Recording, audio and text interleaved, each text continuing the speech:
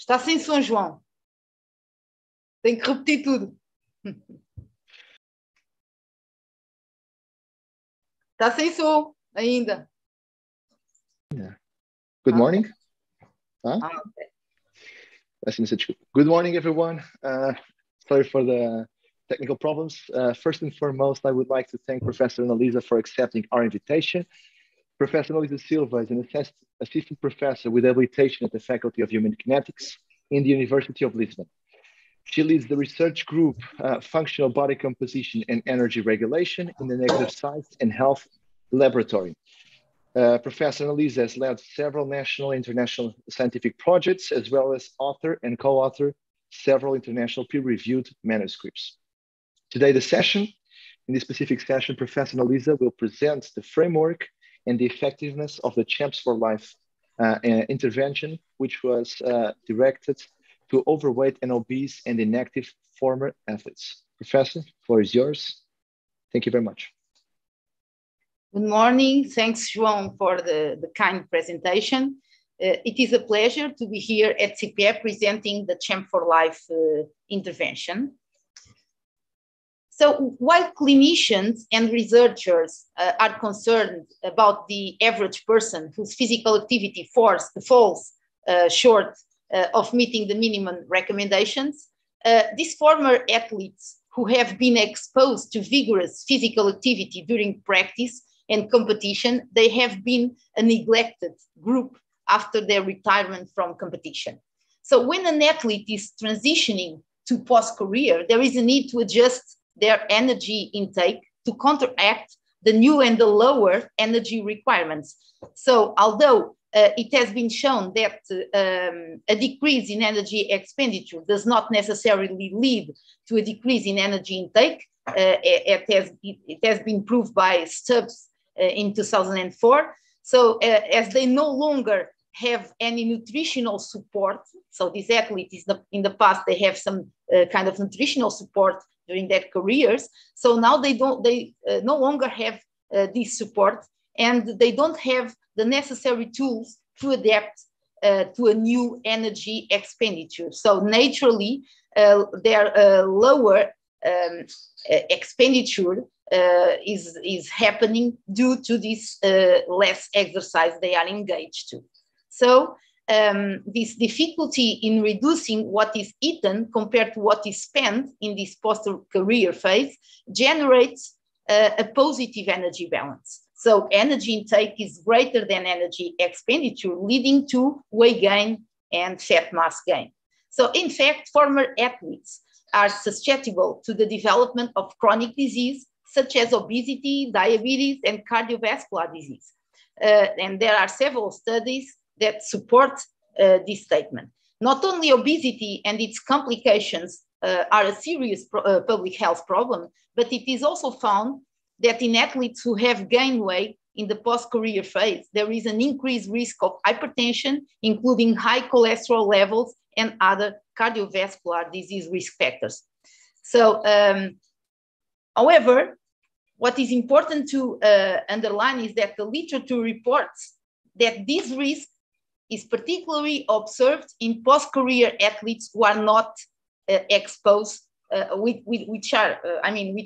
are exposed to a sedentary lifestyle. It is not expected, although, that former athletes will engage, it is expected that they engage in regular physical activities throughout his life.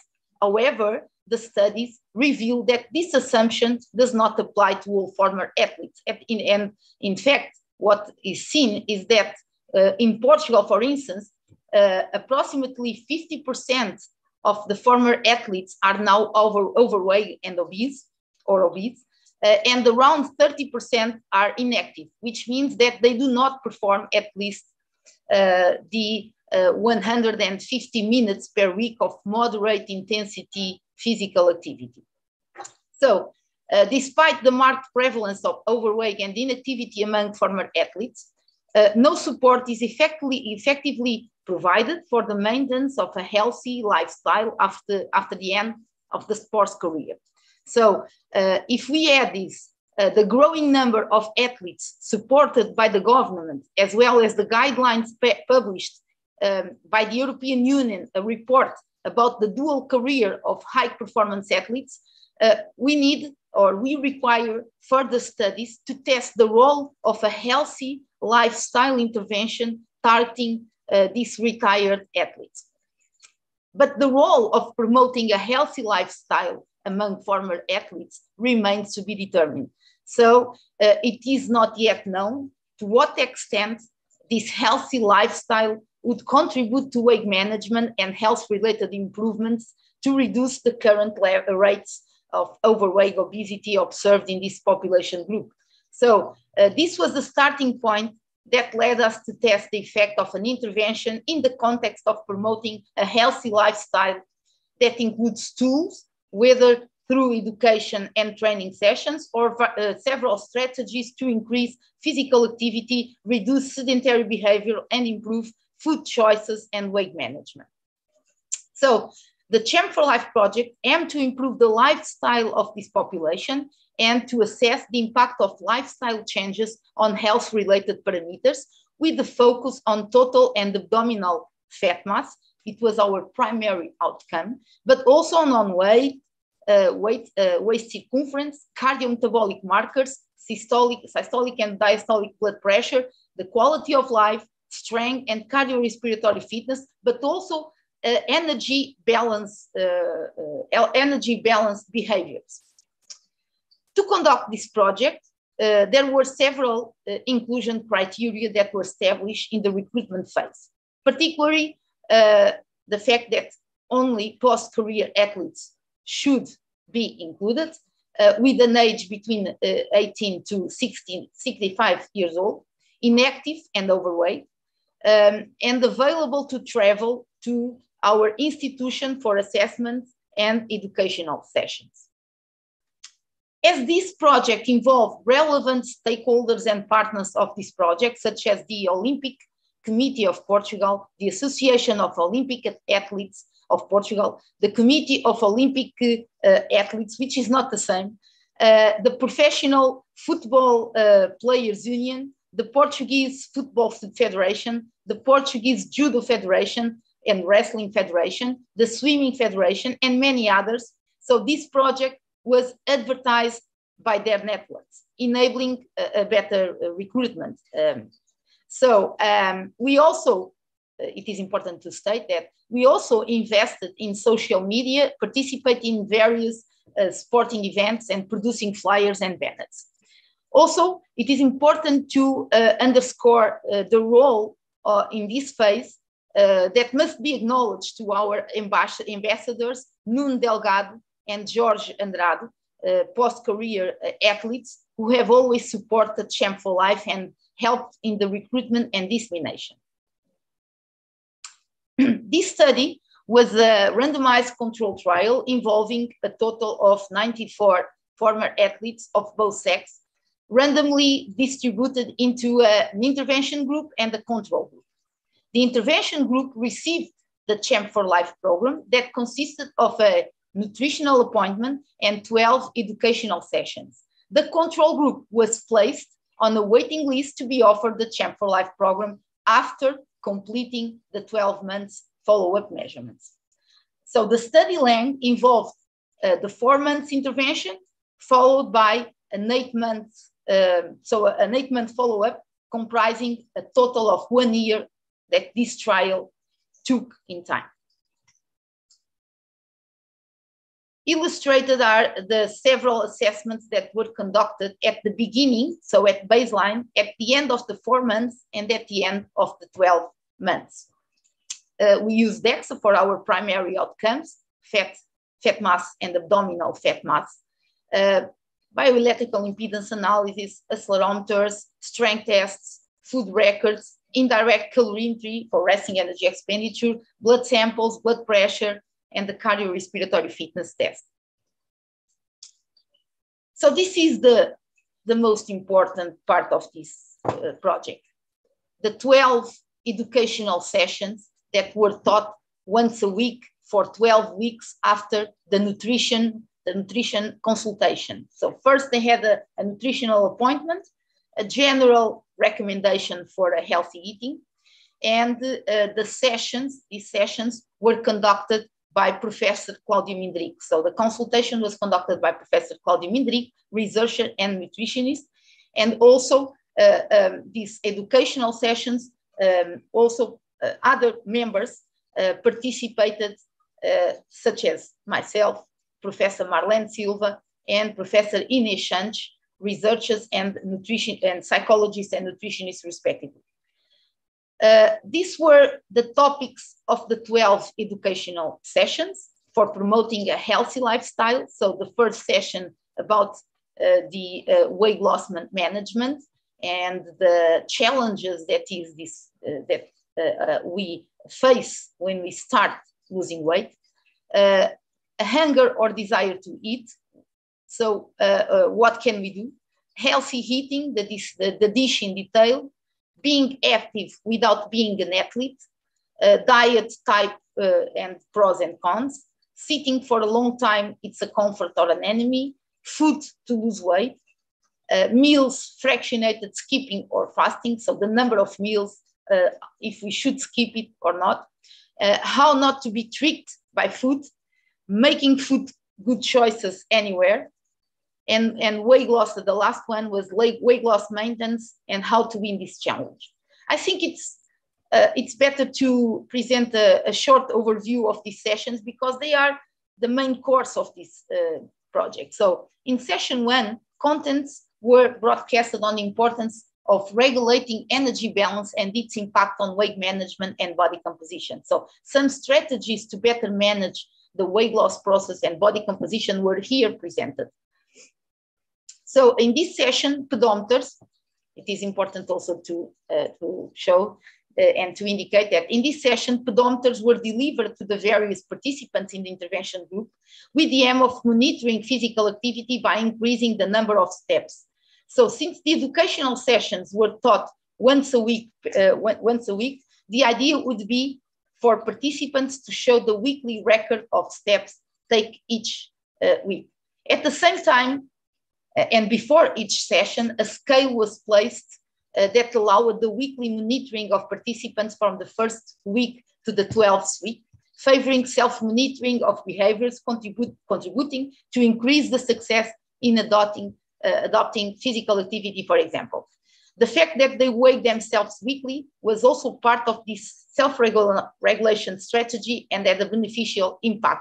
It is important to note that this program was based on the self-determination theory. There are self-regulatory strategies that were used to adopt these healthy behaviors. Session 2 addressed the several factors that influence hunger and what distinguish true physiological hunger from the perception of wanting to eat, the so-called emotional hunger. Several strategies were also promoted to better control hunger and eating behavior.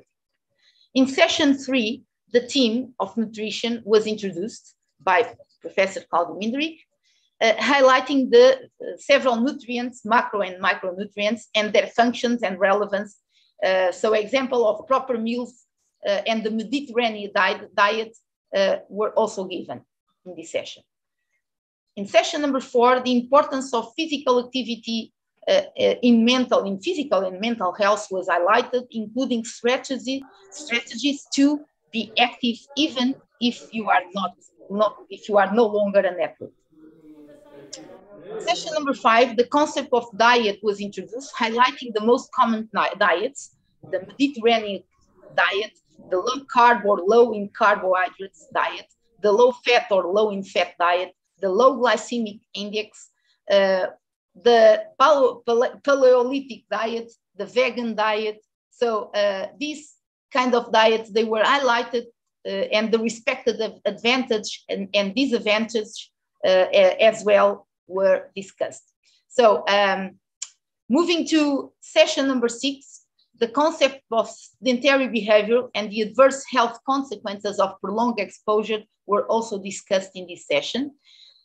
Several simple strategies to reduce sedentary behavior throughout the day were also discussed. Session number 7, the relationship between food and weight loss, was addressed. This meeting to show some myths about the concepts of food that make you slimmer. So topics like, are all calories the same? What foods are rich in protein? Are the pre and probiotics advisable, and fiber? Why? And what is considered moderate alcohol consumption were also discussed. There are several strategies in the choice of food, the type and the timing for its ingestion that can favor weight loss or maintenance, and that are also transmitted in this session, or were also transmitted in the session. Session number 8, the importance of the number of meals, their timing, their size, everything was highlighted here. One of the hot topics, intermittent fasting and its principles, were described and exemplified here. And we ended the session with many benefits of an adequate hydration.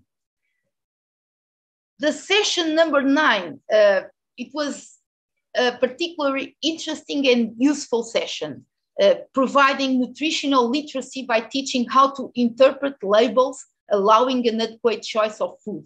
Several examples of how to read labels were given, including a handy pocket tool to take out when shopping.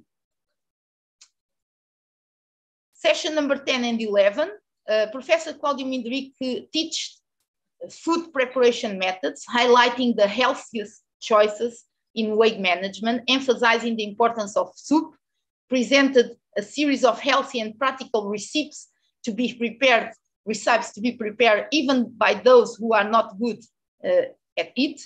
In these two interesting sessions, Professor Claudio Minderic trained participants to make the best food choices when they choose also to eat out, which is an important topic as well. Finally, the last session was a lecture by Professor Inês Santos. She is a nutritionist, and she presented the challenges in maintaining the weight loss in the long term, including recognized strategies to successfully reach this stage. For more detailed information and to reinforce the scientific nature of this program, the CHAMP4LIFE intervention was published in an international peer-reviewed journal, Nutrients, and from a scientific point of view, the publication of a study protocol strengthens the evidence that will result from the study, highlighting its importance. So, some baseline results. In this slide, I can show you the results of the 94 athletes in the post-career. So these results represent here both the control and intervention group at baseline before any randomization. So I would like to reinforce that at baseline, the average age was 40 years old, all overweight or obese. But even more relevant, 50% of these former athletes already had hypertension, 35% had abnormal blood sugar levels, and more than 2/3 presented a high cholesterol level. Also, 35% they have the so-called metabolic syndrome, which is represented as a set of risk factors that manifest in a person and increases the person's susceptible risk to develop heart disease and the fatal cardiac event, and also for developing type 2 diabetes. This is really serious, and more than 1 in 3 of these former athletes have this syndrome at the average age of 40. This is important to highlight.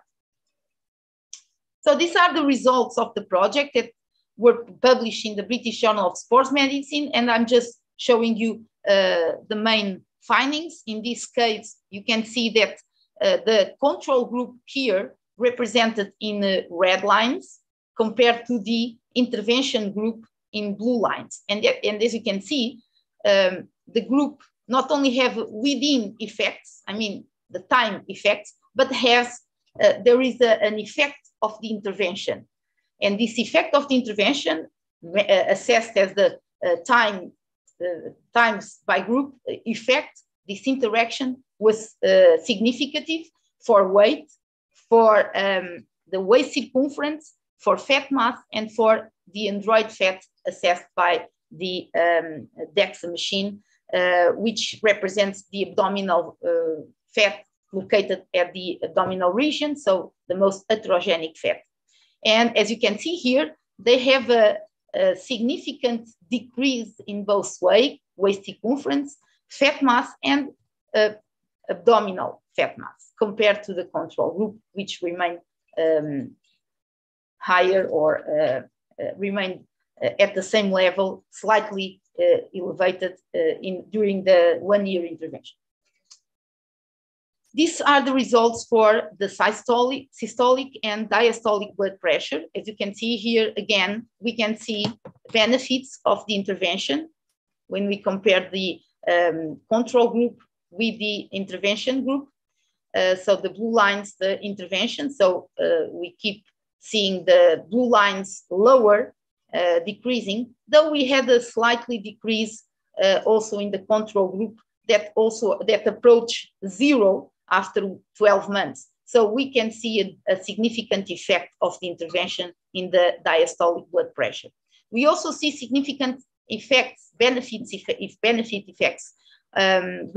effects on the cholesterol of the LDL and the total cholesterol. And also we can see benefits in the decreased levels of insulin and the OMA, an indicator of let's see, the resistance to insulin. Participants also improved mental health, specifically their quality of life, including the dimensions, functional capacity, general health, and vitality. So in summary, this figure illustrates the main results of the group that received the CHAMP4LIFE program compared to the group that served as control, including a reduction in weight and total and abdominal fat mass, and of course in the waist circumference, we observed significant decreases. Of course, in the reduction in insulin and cholesterol, in insulin and resistance as well, and cholesterol levels, and an improvement in quality of life, both at the end of the 4 months and right after the intervention. These 4 months were right after the lifestyle intervention, and at the end of the 12 months, which indicates that the most healthy behaviors were adopted in the lifestyle because they were able to be maintained for up to 1 year. And because we are talking about people, the impact of this program was felt by the participants of the intervention group, and here are 2 illustrative photos of the advantages in terms of weight and body composition management, with clear advantage in cardiometabolic health and quality of life of these participants. One of the outcomes of this project was the book, a manual of the CHAMP4LIFE session, with a preface of, or by the president of the Portuguese Olympic Committee, and it is now being edited for production. This is the publication of the CHAMP4LIFE results at the British Journal of Sports Medicine. Many other papers have already been published in international peer-reviewed journals with secondary analysis from this program, as this article produced by Felipe Jesus, my PhD student. Also, some other papers resulted from an in-depth analysis of the variables obtained by bioelectrical impedance analysis, such as the vector analysis and phase angle here. And the CHAMP4LIFE intervention will also contribute to produce a doctoral thesis of, in this case, my PhD student, Catarina Nunes. This paper was published in the journal of Clinical Nutrition and has been already detailed by Catarina in one of the CIPER's meetings when she was presenting her PhD. This week, we received the good news from this paper accepted by Obesity, so another work developed by Catarina. Another one that was submitted recently. We have also another paper that is under review in the European Journal of Clinical Nutrition, a methodological project. And this is important also to underscore, since I had several master students involved in the CHAMP4LIFE sessions and in the CHAMP4LIFE assessments, there were we were able to produce 3 master theses with this data, which reinforces the role of these projects in academic training.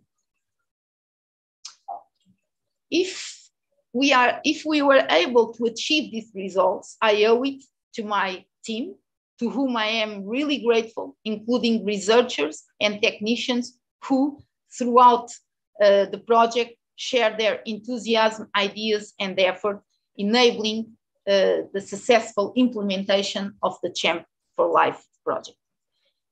And finally, an important word of recognition should be directed to the funding entities that supported and placed their trust in our work, with a particular emphasis for the International Olympic Committee, in the close collaboration with the Olympic Committee of Portugal, and also the Portuguese Institute of Health, of Youth and Sport. So an extended recognition to the ambassadors, Nuno Delgado and Jorge Andrade, the Portuguese Olympic Athletics Association, the Olympic Athletes Commission, the Professional Football Players Union, the Portuguese Football Federation, the Portuguese Swimming Federation, the Portuguese Judo Federation, the Outsport for the constant support and dissemination of the project. Naturally, I want to also state here the deepest thanks to all the CHAMP4LIFE participants who contributed to the technical and scientific knowledge that resulted from this project, giving it the necessary human dimension and reinforcing the need for community interventions in promoting a health lifestyle among athletes who in the past represented our country and fostered the development of sports in Portugal.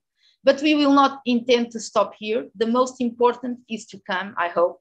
Now that we have the evidence-based knowledge, the next step is to disseminate these results and to translate them into practice, helping the transition to the end of the sports career, a smooth transition through the use of technology and innovation. Let's see if we have the required funds.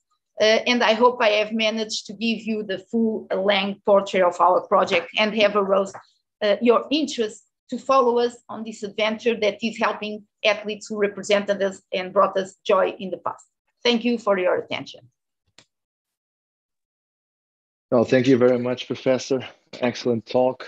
Something that actually for me, not so long ago, would completely avoid like this kind of questions, specifically on how this kind of population can be seen as a vulnerable population after they finish their career. That completely bypassed me until CHAMP4LIFE came to my attention. So thank you very much for your presentation.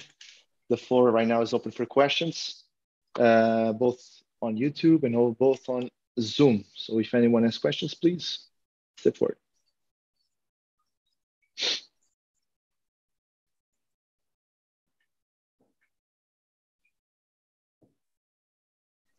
Because if not, I'll still have some. I will start now, and maybe let's some of the viewers some time to think about their questions. And I really enjoyed the intervention itself because it kind of resembles the one that I've done through my PhD, and I have some questions that I also had during my intervention. Being them, the first one, how was it able to, the team was able to actually deal with the control group for 12 months with no direct intervention themselves, and now to keep them motivated to keep incoming for assessments? Was it actually easy? Was it a challenge on your side to come up with strategies to keep the controls motivated for the assessments?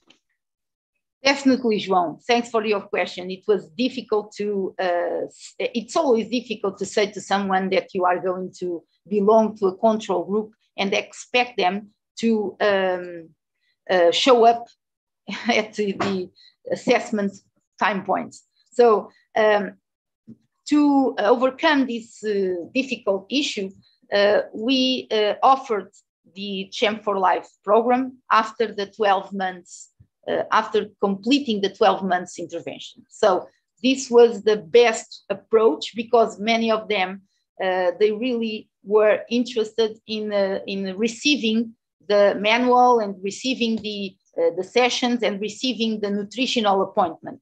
And this was the best way to deal with the control group. I mean, to deal with the less as possible lost follow-up participants. So I think that the offer of the waiting list possibility was the best approach in this case. Thank you, Professor. I have a good question here from Danielle. But still, João, sorry, still we had a drop out of 30%, which is acceptable in this kind of studies. It's an acceptable dropout rate. Still, it's just following 30%. On that.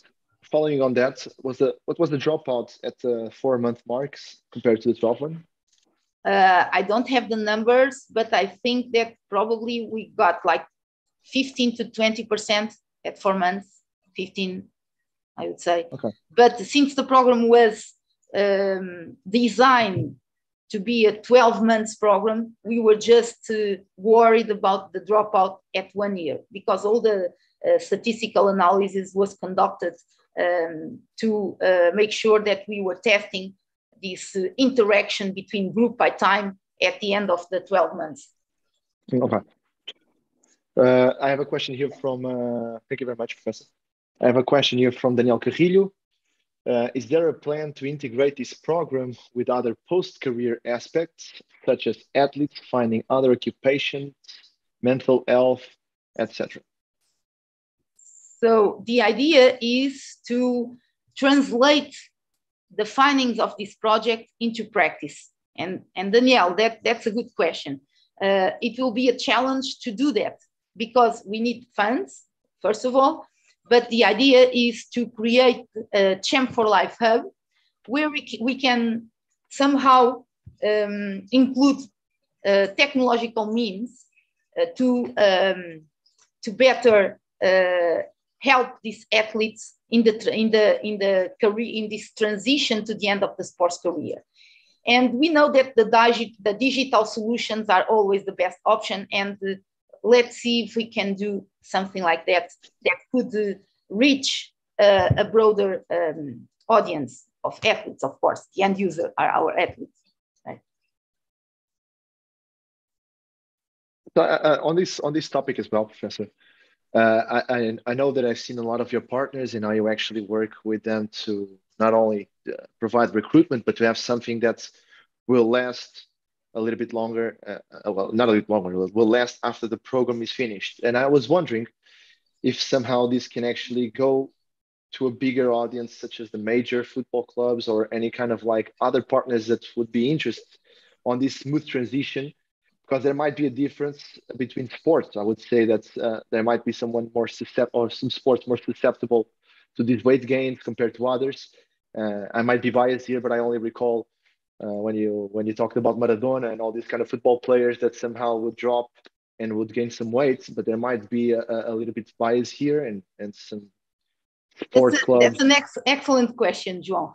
I can tell you that in this program, we had a different range of sports included. So we had football players, we had judo athletes, we had gymnastics, athletics. So several different sports were involved here.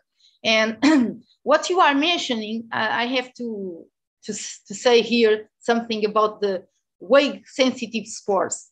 And in fact, we had a lot of weight-sensitive sports involved in our project. When I state this idea, this concept of weight-sensitive sports, this represents all the sports where having a lower body mass is an advantage, a competitive advantage. And so many sports, in many sports, athletes tend to restrict their food intake. By doing this, they have a lower energy availability, which can put them in danger of, at risk of developing, for instance, the triad of the athletic triad, which is not only seen in the female athletic triad, but also in the males that restrict food intake because their energy availability is reduced, and this can increase the risk, for instance, of osteoporosis and fractures that can be the reason of abandoning the sports career. So, and this is also related with another point, which we are talking here, which is the wake cycling. So some of these athletes, they went under some wake cycles throughout their careers. So they lose weight, they regain weight, they lose weight again, and they regain weight. And this is a risk also to become overweight in the future. There's an interesting paper that states that why dieting makes us fatter. So it is in fact dieting makes us fatter because we started gaining weight back to the initial weight with more fat on this body mass. So yeah, some of these sports, they might put people in danger of having of becoming overweight. So your question was about different sports and different strategies. So maybe the football players may need some kind of sessions, educational sessions. Other might require other sessions. In that point, I won't see how we could. I mean, there are some examples that we could give for a person, for an athlete from a different background. But this project was able to be effective in several sports, in people coming from different backgrounds, sport backgrounds. No, I think you actually even molded the question even better, because like the whole weight sensitive sports might actually be more prone for weight gain, and there might be kind of solution to target specific federations compared to others or specific athletes. That was also the question that we're having here in the chat, but we also have another one from Eric Brits. Great talk. I want to question to Professor Analiza. Is there a reason to choose 4 months for the middle of the intervention assessment instead of the 6th month, which would be like the real middle? And that's an actually good question that we always have. And another from Eric as well. If you are planning to keep in contact with the participants to check if on the long term, some healthy habits were maintained without intervention. So it's a 2 question.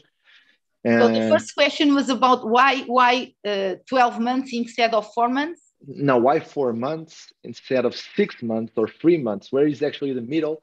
That's also why it was a 4 months intervention. Exactly. And then so the design was a 4 months intervention, and I will explain you why the timing. 4 months intervention and a follow-up of 8 months. So in total, we have 1 year of intervention. So the 4 months intervention, I will explain you why the 4 months. In the beginning, we have this nutritional appointment. So all the participants, they need to meet with Professor Claudio Mindrick, and these meetings, they would take like 1 hour at least.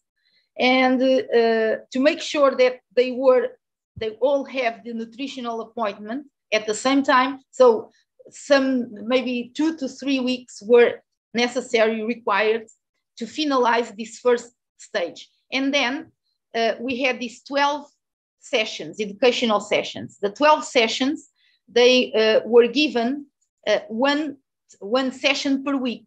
So at least we would require 12 weeks. So 3 months. 3 months plus the nutritional appointment. That's why we need this 4 months intervention totally.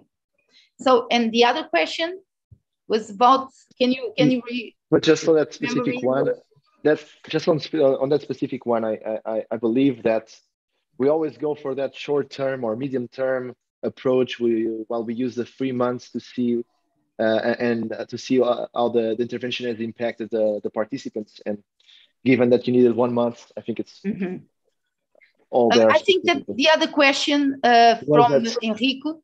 Yeah. Enrique. If we keep in touch with the participants, right? Indeed, we have a WhatsApp group. So we still keep in touch with them, even after, I mean, 1 year or 2 years ago, we keep in touch. So they share with us some of their frustrations, because, you know, sometimes they gain weight, but they know how to deal with that. So we gave them tools, and we are happy, and we feel that we are confident about the tools that we gave them to deal better and to manage better their body mass and body composition. So of course that the tendency is to gain weight, but at least they have now the tools to better deal with that problem. That actually is a nice question, because when I looked at the graphics from your intervention, from the 4-month mark to the 12-month mark, the weight and all of the body compositions were quite stable on the intervention group. And I was wondering if somehow what would happen next on the follow-up, since they were so stable, and we can see that at the 1 year mark, most of the interventions, they start to gain weight. That's actually a pending question, if it's what was the successful rate of this intervention. And it's more, and I think it's more admirable, given the fact that there was no exercise involved. So it's only most with sessions, with metric sessions, to achieve such an impact. I think it's outstanding. Well, what is predicted is that they will gain weight, or at least maybe I would say 50% would gain back their weight. We know that it's very difficult to manage the weight that is lost, to maintain the body mass that was lost, because there are several compensatory mechanisms that occur and that avoid the stabilization of the weight that was lost. And these mechanisms are diverse. We have these metabolic compensations, and they are characterized by a decrease in energy expenditure at the 3 levels. So, I mean, the resting energy expenditure is reduced behind what was expected. Our physical activity energy expenditure is lower because we are more efficient. And for each muscular contraction, we require less ATP, and this is proved already. So everything occurs to compensate and to attenuate this gap in our energy balance. So the idea is, I usually say that it's not natural to lose weight, because there's a compensation that occurs. And there are several levels of compensation. This is just one. As I told you about the metabolic or the homeostasis that happens. But we have a huge drive to eat. And so it's not easy to deal with this energy gap, the desire to eat compared to, and at the same time, a lower energy expenditure. So this is these are the conditions, the perfect conditions to regain body mass. And so the challenge is to maintain body mass. And the best approach to maintain body mass is reducing this gap, what is our drive to eat and what is the energy expenditure that is usually lower. So to reduce this gap, we should increase our physical activity. This is one of the best approaches, is to maintain a high energy flux. So eating more, but spending more. This would be the best approach to maintain body mass. Exactly. And on a specific topic, I would just like to ask you before, I have another question here, but I would just not, I don't want to lose the thread here. And we have these compensatory mechanisms, and I know that you actually use accelerometers. And if I have 2 questions, just try to put it out there. First one, what was the results if there was some kind of compensatory mechanisms on the accelerometer side, explaining some of the, not explaining because they didn't weight gain, but that could predict some weight gaining in the near future if there was some kind of compensatory mechanisms on both sedentary behavior and physical activity. And the other one is just related with inter-individual variability, because we've seen that most of interventions, being them exercise or just lifestyle interventions with sessions, they tend to have a lot of inter-individual variability. And I was wondering if there was something that you actually looked upon, if there was, if people lost a lot of weight, some others didn't lose another weight. I was like the dispersion of the participants, and that's one of the questions, and still have time to have another one. Thank you. João, great questions, but we are still analyzing these results. And we do, actually. One of starting by your last question, inter-individual variability. Inter-individual variability happens in all the interventions and as well in our intervention. So we are looking forward to analyze those that responded less and those that responded that were higher responders. So we want to analyze that information, and this is planned in the future. Katarina and you specifically, and Megan, we have decided to work together and analyzing this data. And also about the NEAT, so the non-exercise activity thermogenesis. Don't forget that we are going to use a bedside technique to assess the non-exercise activity thermogenesis. Just a quick overview. When we have exercise-induced weight loss, we may have two kinds of compensation. An energy intake compensation and an energy expenditure compensation throughout the day by decreasing physical activity levels. If you have a diet-induced weight loss, you may have a compensation coming from the decrease in your daily physical activity and increase in sedentary behavior.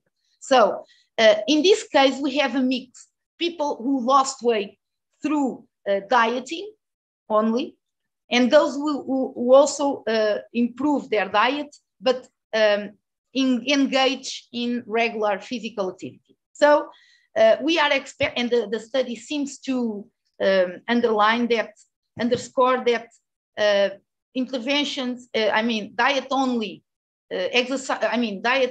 diet-induced weight loss through diet only, they tend to have these behaviors of physical activity that are more susceptible to a decrease and an increase of sedentary behavior. While when you have exercise-induced weight loss, you tend to have a less effect throughout the day in a reduction in physical activity, which is another advantage of including exercise in your weight loss programs. But I'm expecting that I probably, when we analyze this data using the accelerometers, and given the individual variability that we have observed, and also given that the accelerometer data is per se a source of variability, the standard deviations are really high.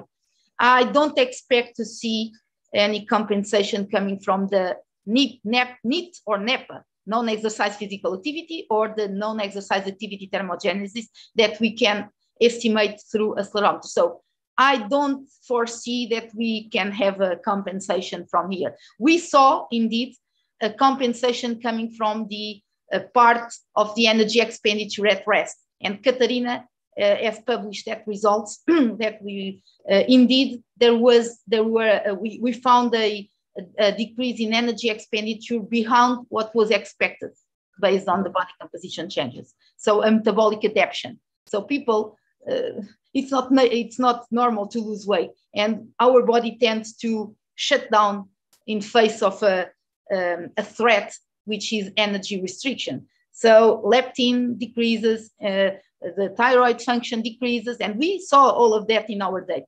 So people tend to decrease the metabolic activity, and it is normal to have this lower energy expenditure. Excellent. Thank you, Professor. So one last question from Henrique Brito. How did the intervention affect the metabolic syndrome present in many of the participants? Was it eradicated, or some criteria for risk remain, or some kind of like relative, or the overall percentage, did it reduce or not? So that's the question. Thank you, Professor. Good question. We didn't analyze that. We have an overview, but the intervention group no longer presented the metabolic syndrome. So that was a huge a battle that we win, that we won. No, that we win, I think. Yeah. In the control group, we still have people with metabolic syndrome. They remain, but I'm not sure about the numbers. So totally, we had a 35% of people with metabolic syndrome at baseline. In those that were randomly distributed to the intervention group, they no longer presented the metabolic syndrome at the end of the 1 year intervention, but those that were allocated to the control group, some of them, they remained with the metabolic syndrome. So I'm not sure about the numbers. Thank you, Professor. Silvia, you can ask the question. Hello, Professor Analiza. Thank you so much for sharing this amazing project. It's really, I had no idea, but it was really interesting to hear you. My question is now, so regarding the next step, and you talked a little bit about that. You said you need funds to go on with this, and I think it's very important. Do you have any plans for how you will look for funds for this? Will you go and look any kind of institution to help? Because I would imagine that it's hard to get funds from research for this, since it's going to be more a community project. Exactly. It will be an outreach program, and it will not be easy to find funds, but hopefully we will try the most relevant stakeholders. I would say Portuguese Institute for Youth and Sport. I would say the Portuguese Olympic Committee, or the also, why not? We also have that. We are expecting that some sponsors will also be interested in funding our project. Sponsors related with food, sports, related to sports, or I would say insurance companies. So we have to think about the possibilities, but we are planning on creating this CHAMP4LIFE hub, and our idea is like simply by clicking in their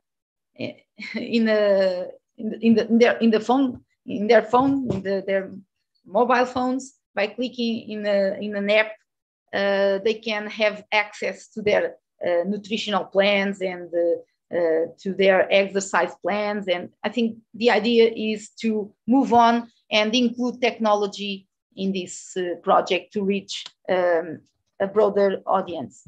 So I don't know how, but definitely we'll need funds for sure. And do you think it will be important to also keep I understand that to reach more people, the technology will definitely help, but do you think it would be important for kind like adhering and not giving up, to still maintain some kind of personal contact between? I think that if we plan on outsourcing,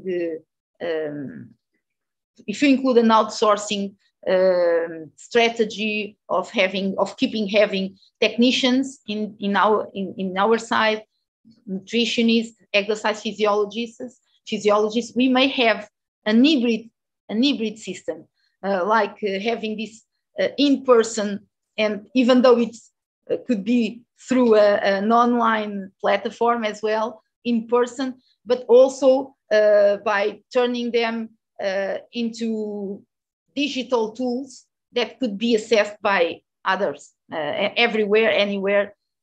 So we can have a hybrid model here. But that's a good question, Silvia. Thank you. Thank you. Thank you. Thank you, Silva. Thank you, Professor Analiza. I think this will wrap up our meeting today. And I think we're on due time. So thank you very much for your collaboration, participation today, and everyone else involved. Thank you for being here. We'll be here next week with Professor Xavier Mel on the private session for CIPER meetings only, and then afterwards with Professor Antonio Veloso, that will be open for everyone. So thank you very much. See you next week.